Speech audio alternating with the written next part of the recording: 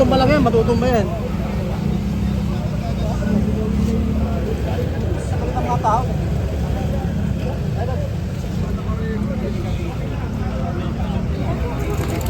Tingnan guys, so pinapasikip, inuurong yung ano, barrier. Lalong pinapakitid yung barrier, oh. Dapat Dapat na lang ipapasok nyo sa loob, yung barrier. Parang pinaganunan nyo yung barrier.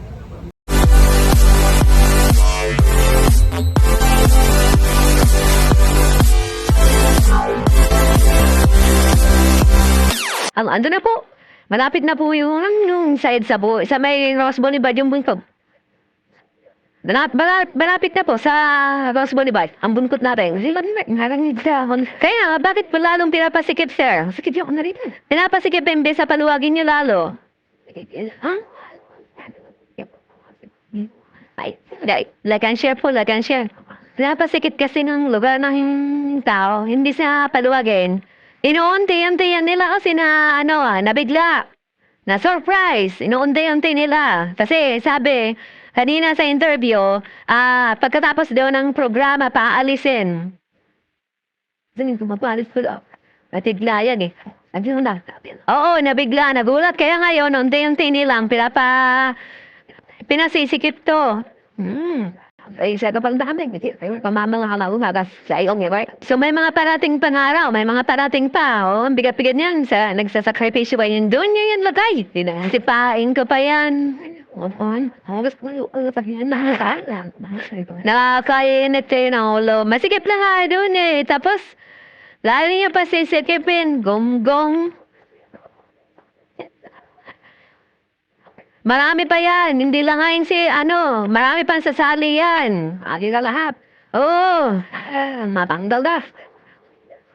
Lalo ng galit ng mga tao.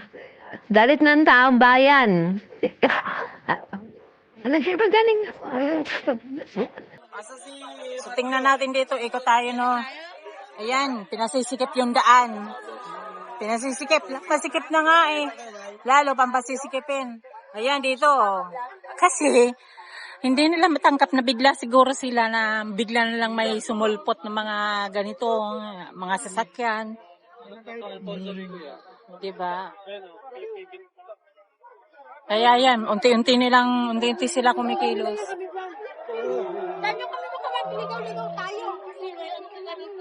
Ayan, like and share po, like and share. Dito na tayo sa EDSA Monument. Unti-unting pinapasikip yung daan. Oh, puro na nga nakapakaparada mga bus dito sa gitna eh. Ano pa masasabi nyo, ang gobyernong bulok? Ito, bigla-biglang sulpot ano. Hey,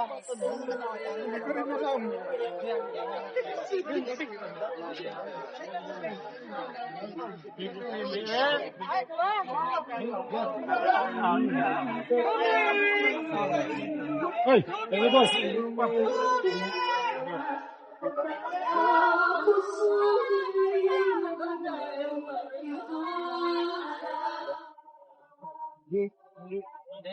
Yun, kahabaan, no?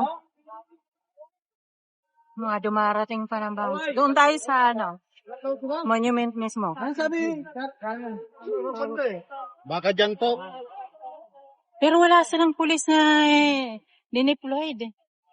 Walang ganong pulis dito. Excuse me po, padaan lang. Thank you. Wala, oh. Tingnan mo hanggang saan kaya ito.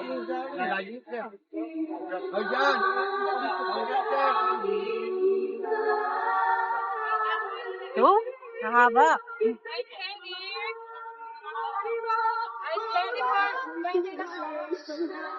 Like and share po, like and share.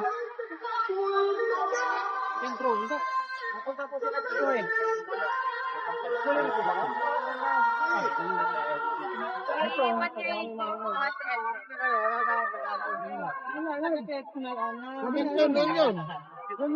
Doon. Nakaparking na tayo doon eh.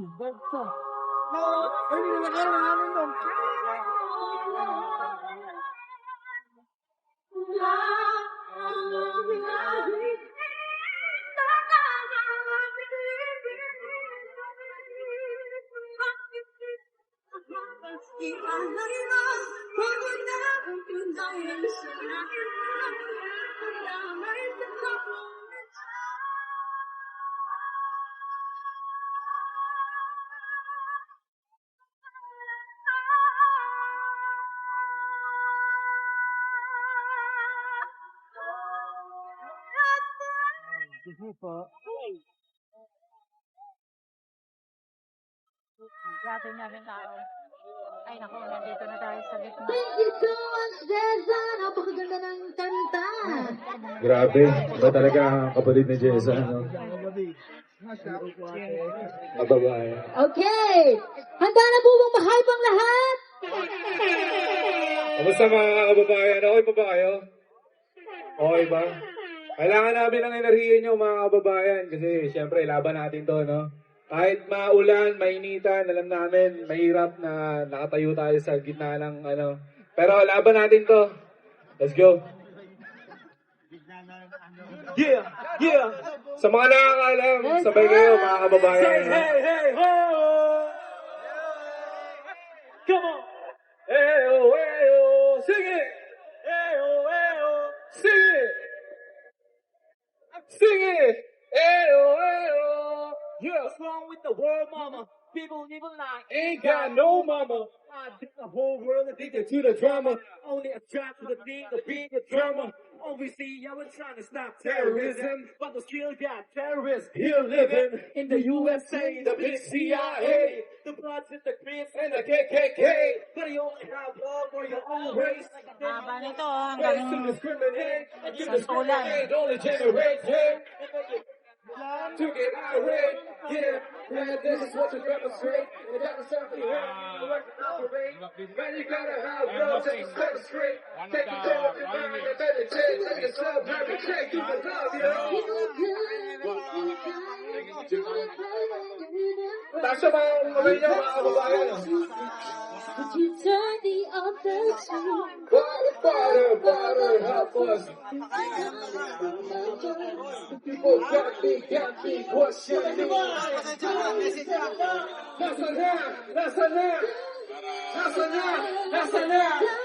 Nasa na. Anong sarili at ikay magtanong, paano hindi mo marinig ang mga tao? Wala nang sakit at piling sa ilalim ng loob. Ayan, may mga portrait.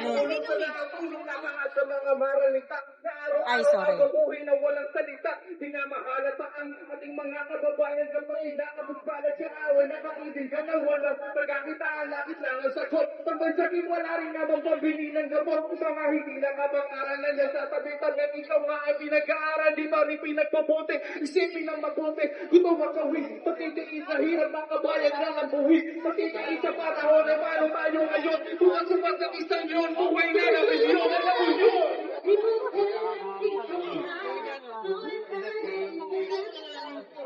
Wala, mabuti ka lang, 1 minute na lang.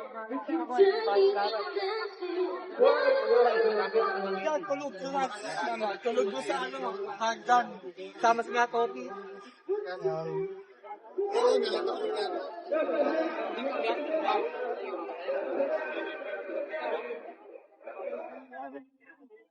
Oh, hanggang dito ito sa camp Aguinaldo to, Aguinaldo, yes. Hanggang doon, Santulan. Ganun kahaba. Puno na. Galit na ba ang taong bayan, di ba? Galit na, ramdam na. Galit. Ayan. Oo. Oh, hanggang doon, oh. Hanggang sa palagay mo, hanggang kailan to? Hanggang bumaba si BBM. Paktay na. Kailangan talagang bumaba na siya. At maawa na siya sa bansang Pilipinas. Paktay Kung na. pamumuliti ka, nakawan.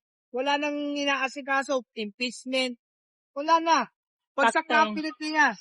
Kaya kung mahal ni BBM ang Pilipinas, it's better to step down. Bumaba na siya. Ayan. Ito na, yan na yung mga tao. Oh, grabe na, no? Hindi mo akalain na ganito karami. Kaya naman pala isarado Talagang isa. gusto na ng mga tao na palitan na siya. Yan. Wala nang magandang patutunguhan ang bansang Pilipinas. Puro pamumulitika, puro pagnanakaw. Ang taas ng bilhin, ang taas ng tubig, ang taas ng kuryente. Wala na. Kawawa na ang mamamayang Pilipino.